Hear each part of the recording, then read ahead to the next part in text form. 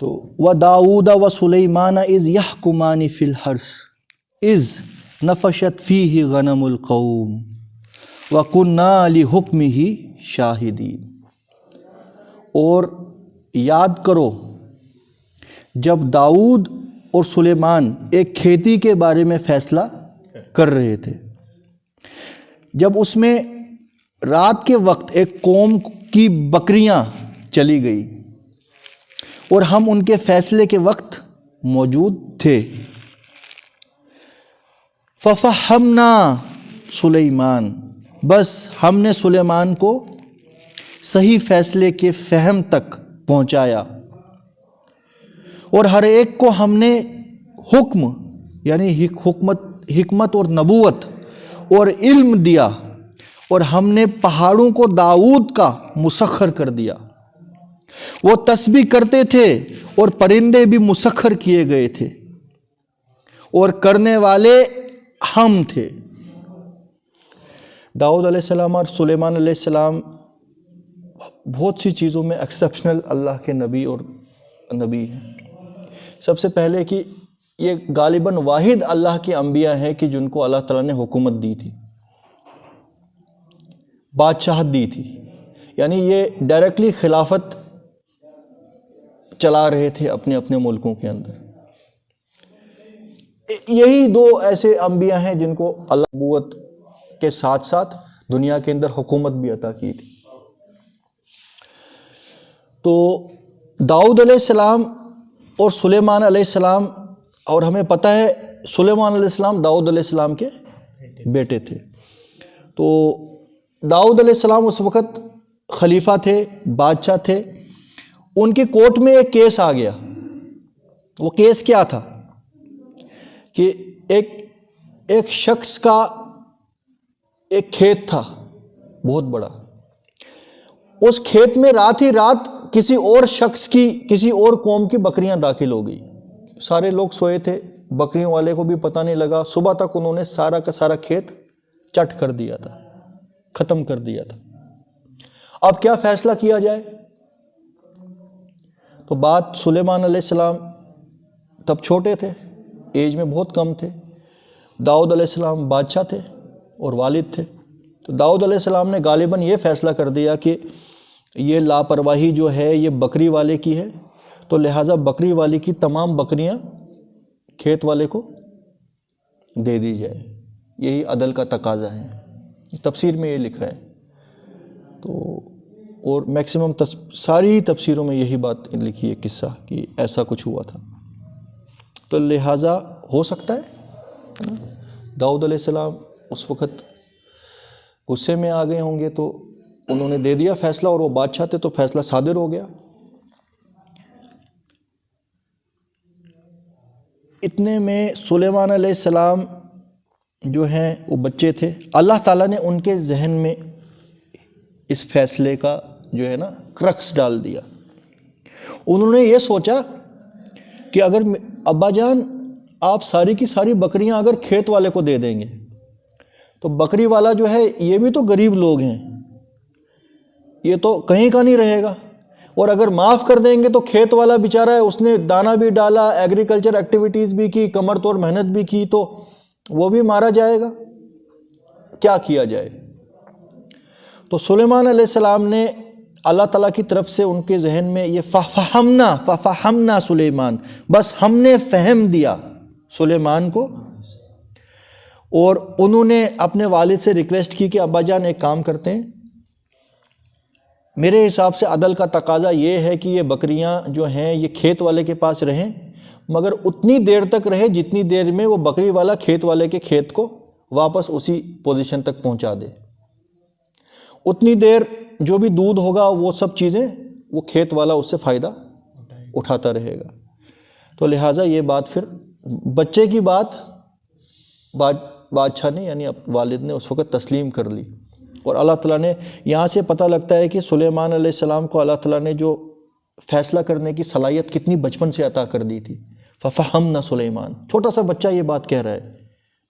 آپ سمجھ رہے ہیں؟ آپ یہ سوچئے کہ بالکل 8-10 سال کے بھی نہیں ہوں گے غالباً سلیمان علیہ السلام، چھوٹا سا بچہ بادشاہ کو یہ تجویز دے رہا ہے۔ مگر یہ ایکچولی میں، یہ تو اب سب تفسیروں میں یہ بات ہے، مگر ایکچولی میں کیا چیز فیصلہ ہوا تھا، غالباً یہی ہوا ہوگا، مگر اور بھی کچھ ہو سکتا ہے کہ جو ابھی پتہ نہیں چلا، جس کے بارے میں ہو سکتا ہے آگے پتہ لگے۔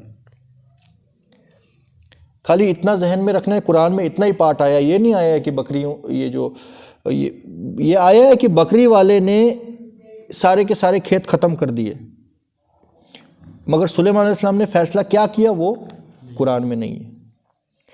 تو مگر اللہ تعالیٰ فرما رہے ہیں کہ جو فیصلہ سلیمان کا تھا وہی فیصلہ پراپر تھا۔ وَكُلًّا آتَيْنَا حُكْمًا وَعِلْمًا، اور اللہ تعالیٰ نے داؤد علیہ السلام کی حکمت کے اوپر بھی کوئی تنقید نہیں کی۔ اللہ تعالیٰ فرما رہے ہیں میں نے دونوں کو ہی حکمت سے بھی نوازا تھا اور علم سے بھی نوازا تھا۔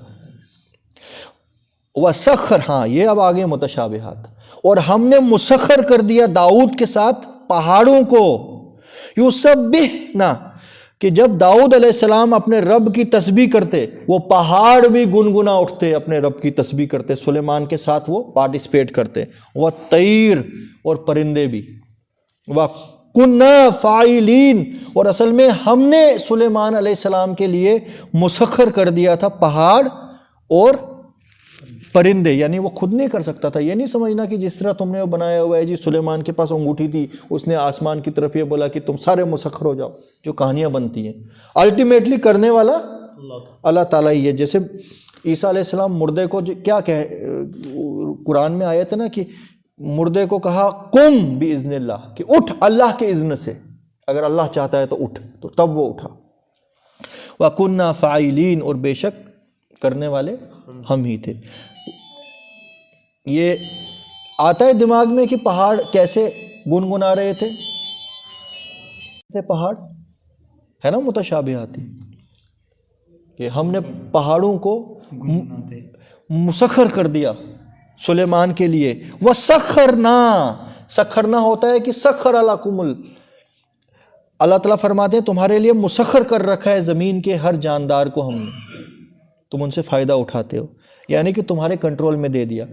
پہاڑوں کو کنٹرول میں دینے سے کیا مقصد ہے؟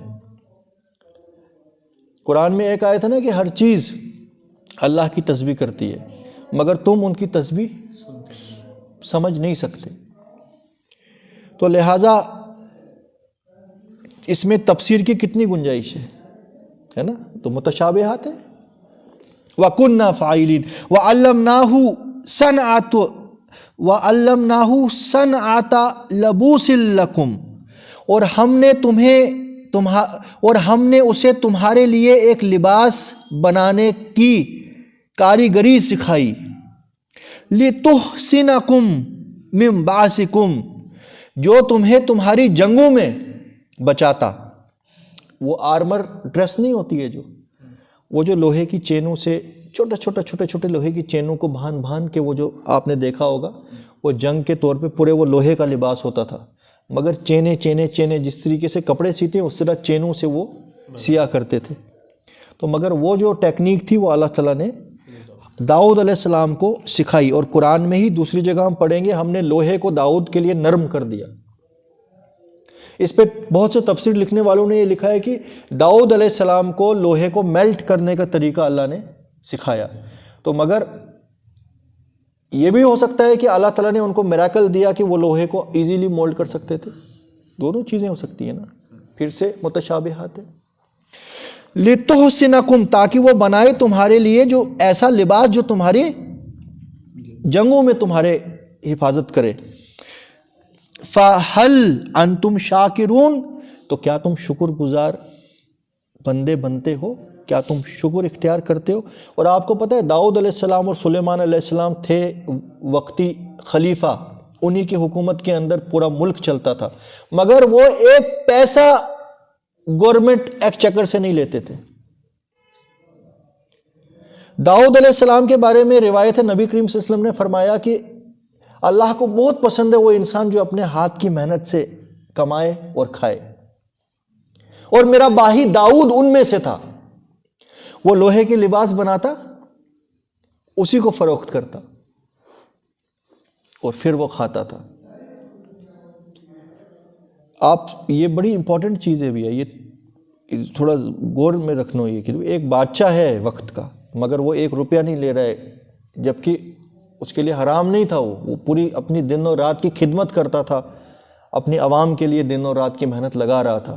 مگر جس وقت ایک انسان واقعی اپنے رب کو پہچان جائے نا، اور اس کا درجہ پھر ایمان کا بلند ہو جائے، پھر وہ یہی کچھ کام کرے گا۔ اسی راستے پہ چلے ابو بکر صدیق رضی اللہ عنہ، حضرت عمر رضی اللہ عنہ۔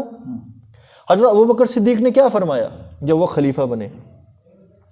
انہوں نے فرمایا کہ تم میری جو منتھلی سے، اب دیکھو ابھی تک تو میں تاجر تھا، تجارت کرتا تھا، مگر اب جب اللہ کے حکم سے مجھے بنا دیا گیا یہ خلفائے راشدین میں سے ایک، امیر المومنین بن گیا، میں خلفہ بن گیا، نبی صلی اللہ علیہ وسلم کا جانشین بن گیا، تو لہٰذا اب تو میں تجارت نہیں کر پاؤں گا، مجھے تو اب اپنے ملک کا خیال رکھنا ہے، تو لہٰذا میرے لیے کچھ منتھلی معاوضہ آپ تجویز کریے۔ سب امت مسلمہ کو کہا، اور پوری امت مسلمہ غالباً جمعہ کے دن یہ بات ہوئی، اعلان کیا، میں ریکویسٹ یہ کرتا ہوں کہ میری جو تنخواہ ہے وہ ایک لیبر کے برابر، ایک مزدور کے برابر رکھی جائے، اگر میرا گزارا پورا نہ ہوا تو میں لیبرز کی سیلری بڑھا دوں گا۔ سمجھ رہے ہو؟ انہوں نے یہ کہا کہ جو بیسک ایک لیبر ہوتا ہے اس کو کتنا ایک دن میں ملتا ہے اتنا میرے لیے رکھو، اگر میرا گزارا پورا نہیں ہوا تو میں پھر تنخواہ ان کی بڑھا دوں گا۔ تو یہ ہوتے تھے اللہ کے بندے۔ حضرت عمر کا وہ قصہ تو آپ نے سنا ہوگا نا، جب حضرت عمر خلفائے راشدین امیر المومنین بنے حضرت ابو بکر صدیق رضی اللہ عنہ کے بعد، تو مدینہ کے اندر ایک گریزنگ ایریا تھا جہاں پہ ہر کسی کے جانور گھاس کھاتے تھے، اور آپ کو پتہ ہے کیونکہ عرب جو ہے وہ پورا ریگستان ہی ہے، وہاں پہ گھاس وغیرہ کم ہی ہوتا ہے، تو لہٰذا ہر انسان کے جانوروں کے لیے کچھ وقت معین یہ رکھا ہوا تھا بھیا، ایک وقت رکھا ہوا تھا جس میں تاکہ پراپرلی وہ گھاس ڈسٹریبیوٹ ہو ہر کسی کے جانور کے پاس۔ تو وہاں ایک مینیجر بھی تھا گریزنگ ایریا کا۔ گریزنگ ایریا بہت امپورٹنٹ چیز تھی ایک ریگستان میں۔ ایک دن حضرت عمر رضی اللہ عنہ وہاں کا معائنہ کرنے نکل گئے، اور وہاں دیکھا کہ سارے اونٹ جو ہیں وہ ایک سائز کے ہیں، دبلے پتلے، 2 اونٹ بڑے موٹے موٹے ہیں، چربی دار۔ تو وہاں کے مینیجر کو بلایا اور فرمایا کہ یہ جو 2 اونٹ ہیں یہ کس کے ہیں؟ وہ بولتا ہے یہ آپ کے فرزند کے ہیں، عبداللہ ابن عمر۔ تو حضرت عمر بہت غصہ ہو گئے اور امیڈیٹلی اپنے بیٹے کو بلایا اور کہا اس مینیجر کو، کیا تو نے اس لیے میرے بیٹے کے اونٹوں کو زیادہ چرنے دیا اور یہ ہٹے کٹے ہو گئے کہ یہ امیر المومنین کا بیٹا ہے، جبکہ اس گھاس پہ ہر مسلمان کا حق برابر ہے؟ تو لہٰذا ان اونٹوں کو بیچ دو، جتنا پیسہ ایک عام دبلے پتلے اونٹ کا آتا ہے وہ میرے بیٹے کو دے دو، اور باقی سارا کا سارا امت مسلمہ کا مجموعی خزانے کے اندر داخل کر دو۔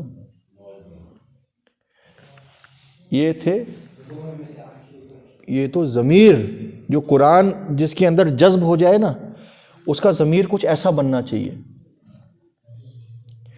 تو داؤد علیہ السلام کا بھی پھر کیا ہی کیس ہم بولیں گے، ان کا تو کیا، وہ تو اللہ کے نبی تھے، وہ یہی اپنی محنت مشقت سے جو وقت نکلتا اس میں وہ لباس بناتے، وہی فروخت کرتے۔ ولی سلیمان الریح عاصفہ، اور ہم نے مسخر کر دیا سلیمان کے لیے تیز اور تند طوفانی ہوا، تجری بامرہ، جو ہوا اس کے حکم سے چلتی، الی الارض التی بارکنا فیہا، اور ایسی زمین میں وہ ہوا بہتی سلیمان کے حکم سے جہاں پہ ہم نے برکتیں رکھی ہوئی تھی۔ وَكُنَّا بِكُلِّ شَيْءٍ عَالِمِينَ، اور ہم ہر چیز کے جاننے والے تھے۔ پھر سے متشابہات ہیں ہم لوگوں کے لیے کہ سلیمان علیہ السلام ہوا کو حکم دیتے کہ اے طوفان یہاں سے بہہ، تو تیز اور تند طوفانی ہوائیں وہاں سے بہیں، ہے متشابہات کی نہیں ہے ہمارے لیے. تو وَمِنَ الشَّيَاطِينِ، اور ہم نے سلیمان علیہ السلام کے مسخر کر دیے شیاطین بھی، خالی نارمل جن نہیں. افریت من الشیاطین، شیاطین ہوتے ہیں بگڑے ہوئے جن، سمجھ رہے ہو؟ اچھے جن تو چلو ہم سمجھ سکتے تھے مسخر ہے، یہ بگڑے ہوئے جن بھی جو ہے ان کے قدموں کے تلے رہتے تھے. وَمِنَ الشَّيَاطِينَ مَن يَغُوصُ، اور وہ جنات جو ہیں وہ